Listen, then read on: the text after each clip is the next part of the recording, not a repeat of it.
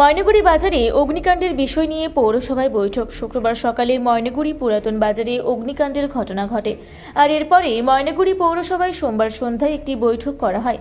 বাজারের পরিস্থিতির উপর নজর রেখে এদিন এই বৈঠকের আয়োজন হয়। বৈঠকে উপস্থিত ছিলেন সদর মহকুমার শাসক তমজিৎ চক্রবর্তী, জলপাইগুড়ি জেলা পরিষদের কর্মাধ্যক্ষ মহুয়া গোপ, বিডিও প্রসেনজিৎ কুণ্ডু, পৌরসভার চেয়ারম্যান মনোজ রায়, পৌরসভার কাউন্সিলররা সহ ব্যবসায়ী সমিতির সদস্যরা। এদিনের এই বৈঠকে প্রাথমিকভাবে ময়নাগুড়ি পুরাতন বাজারের বেশ কিছু সমস্যা নিয়ে আলোচনা করা হয়। বাজারের মধ্যে গলিগুলি চওড়া এবং যাতে দমকলের গাড়ি যেতে পারে তার ব্যবস্থা সহ আপৎকালীন পরিস্থিতিতে যাবতীয় ব্যবস্থা গ্রহণ করা।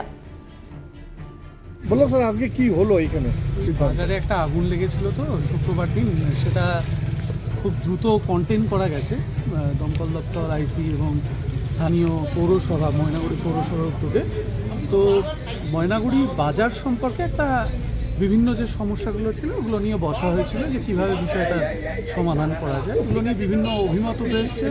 জেলা পরিষদ থেকে মাননীয় কর্মাধ্যক্ষা ছিলেন, বিডিও সাহেব ছিলেন, আইসি সাহেব ছিলেন, চেয়ারম্যান সাহেব ছিলেন শ্রী মনোজ রায়, সবাই মিলে খুব সুষ্ঠু আলোচনা। সিদ্ধান্ত কি হলো স্যার? কিছু সিদ্ধান্ত হয়েছে, নিশ্চয়ই জেলা পরিষদের কর্মাধ্যক্ষা এবং চেয়ারম্যান বলবেন আপনাদেরকে। না, একটা ঘটনা এড়ানোর জন্য কি? হ্যাঁ, সেটা বলা হয়েছে এনক্রোচমেন্টটার বিষয়ে, যাতে দমকলের গাড়ি ঢুকতে কোনো অসুবিধা না হয়, এগুলো দেখতে বলা হয়েছে। ঠিক আছে।